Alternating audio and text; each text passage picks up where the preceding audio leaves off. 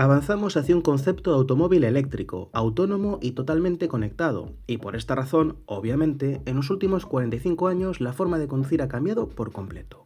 Precisamente ese es el motivo por el que os traigo este vídeo, que es ponernos por unos minutos en la piel de un conductor de los años 70 tras los mandos de este SEAT 133, una de las primeras unidades matriculadas en España. Hablaremos también tanto del motor como del apartado técnico del coche, comparando las dos versiones de este modelo, heredero espiritual del 600 y del 850.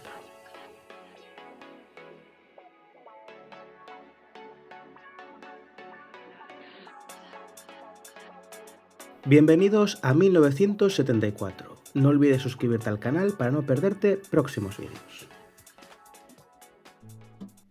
Bueno, el motor de esta unidad, que es de las primerísimas del año 74, es un 4 cilindros, obviamente, dispuesto longitudinalmente, que entrega unos escasos 34 caballos que son y eran suficientes para las pretensiones del coche. Una cosa que me gustaría comentar, fijaros el radiador lo tenemos enclaustrado delante, lo cual no favorece en absoluto la ventilación, está conectado el electroventilador a la polea del cigüeñal. Pero sí que es cierto que si se hubiese relocalizado o se hubiese replanteado el posicionamiento del radiador, sí que podíamos mejorar algunos enteros en la climatización. Aquí podéis ver el filtro de aire, pintado en este caso en color azul, filtro de la gasolina, tapón del aceite, bobina y demás. Bueno, todo súper sencillo, súper simple, como se corresponde con el coche. Lo bueno de tener el motor detrás, entre otras cosas, es que la línea de escape es muy corta, de apenas 25 o 30 centímetros, con lo cual no hay espacio para un silencioso, aunque obviamente tenemos uno, y el sonido es espectacular, natural, digamos sin filtros. Es muy característico de este tipo de coches, algo que descubrí, que pude comprobar cuando grabé el Renault Dauphine que tenéis en el canal. Son coches que suenan, pues que parecen no deportivos, pero sí que demuestran una intencionalidad, una potencia mucho mayor de la que realmente declara.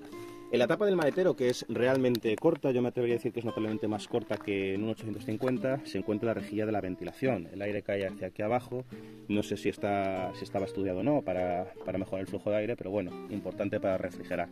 A diferencia del 600, si no me equivoco, no podemos abrir la tapa hacia arriba para mejorar el flujo de aire.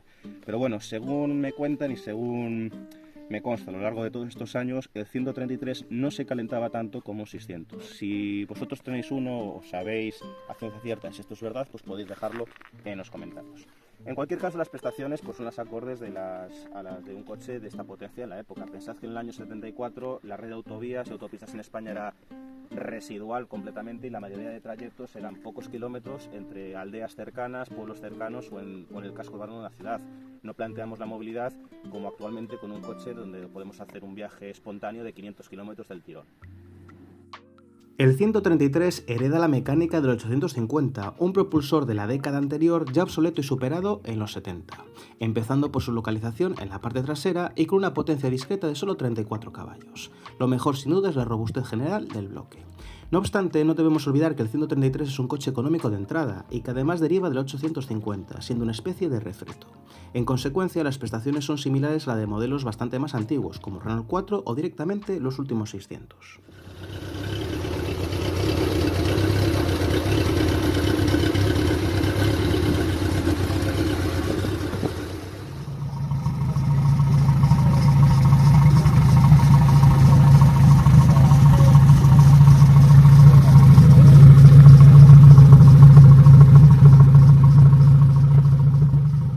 Distinguimos dos versiones del 133, la normal y la especial.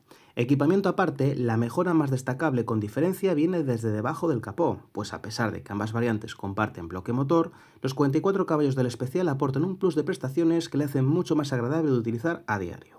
Eso y los frenos de disco delanteros, pues como os voy a comentar ahora, la frenada de nuestro protagonista se convierte por momentos en un acto de fe.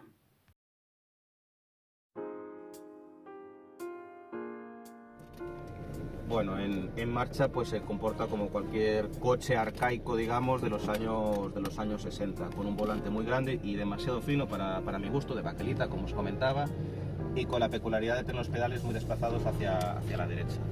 En este tipo de coches, obviamente, hay que tomarse las cosas con mucha calma. Adelantar es una odisea, o prácticamente tiene que ir fuera de nuestro yo imaginario. y inmediatamente cuando nos sentamos en un 133 vamos a ver que todo el ruido se cuela en el habitáculo, porque a pesar de tener el motor detrás de nuestra espalda, no tenemos ningún aislante, es decir, se cuela todo con claridad, sobre todo cuando aceleramos. De todas formas, como os decía, el sonido es realmente bonito, porque tenemos una línea de escape realmente corta también y porque es un motor puro. Fijaros cómo suena acelerando un poquito.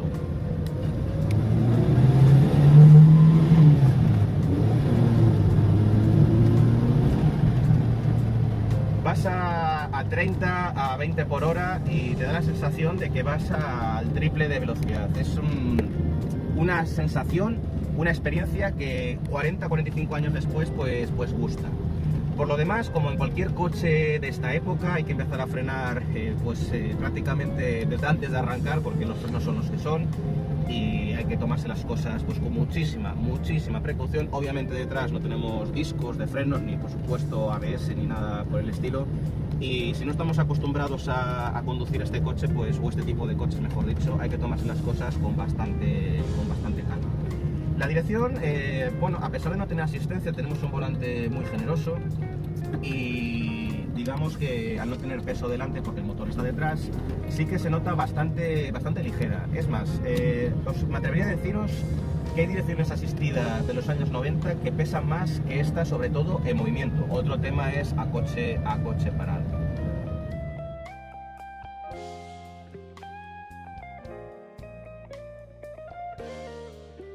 Hace más de 45 años, las fichas técnicas de los coches eran otro mundo.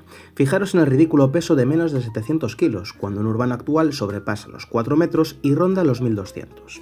Las suspensiones son elementales, con el típico Balleston Seat en la parte delantera, mientras que la dirección se olvida de la cremallera recurriendo a un vetusto tornillo sin fin. Los neumáticos son otro de los aspectos que más han evolucionado, con unos Michelin ZX radiales muy estrechos en llantas de solo 12 pulgadas.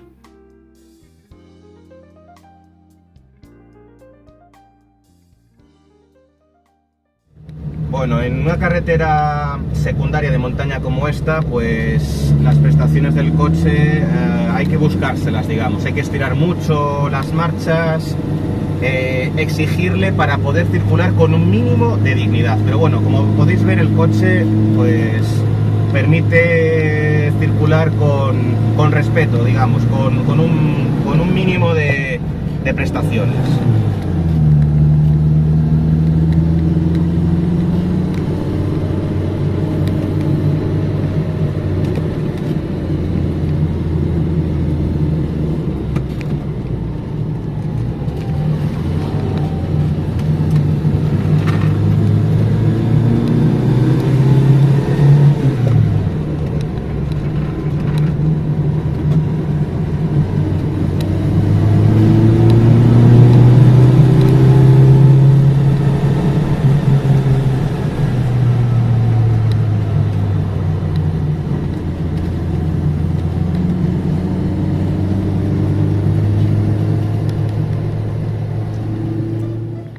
A modo de conclusión, os voy a contar sinceramente mis impresiones sobre el 133, sobre este modelo de entrada, la gama SEAT, a mediados de los 70. Cierto es que un 127 es superior en todo, es más largo, más grande dentro, sobre todo mucho más sencillo de mantener y de conducir, porque tenemos el motor delante y no tenemos el juego de inercias que da el conjunto motopropulsor trasero. Pero visto con perspectiva, situándonos aquí ahora en el año 2022-2023, es cierto que un 133 puede ser más interesante que un 127 por dos razones. La primera de ellas es que vamos a ver muchos menos que un 127. Porque se produjeron menos, porque la mayoría han ido en el desguace y simplemente porque es relativamente raro o directamente muy poco frecuente ver un 133 en la carretera. Tendremos un coche exclusivo, un coche que no vamos a ver repetido en ninguna concentración o reunión de clásicos, o si vemos será uno con suerte.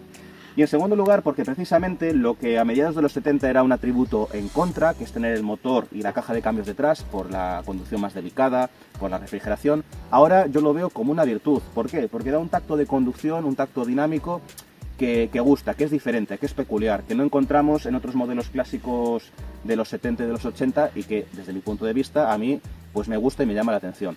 Por lo demás, y a modo de cierre, es un modelo interesante desde el punto de vista de la historia de SEAT. con ese título de sucesor, a medias al menos, del mítico, de la leyenda del SEAT 600, y antecesor de los SEAT Fura y la primera generación del SEAT Ibiza, que son coches infinitamente más modernos, más elaborados, más complejos, con lo cual, desde el punto de vista de la trayectoria de la marca española, es realmente interesante. Hace 50 años, el conductor era el elemento central de la conducción, donde tomaba todas las decisiones sin ningún tipo de ayuda o asistente. Incluso conducir un 133 como este era toda una sesión de gimnasio donde los desplazamientos eran mucho más lentos, más inseguros y más cansados, pero también mucho más emocionantes. Toda una experiencia. Nos vemos en el siguiente vídeo. Un saludo.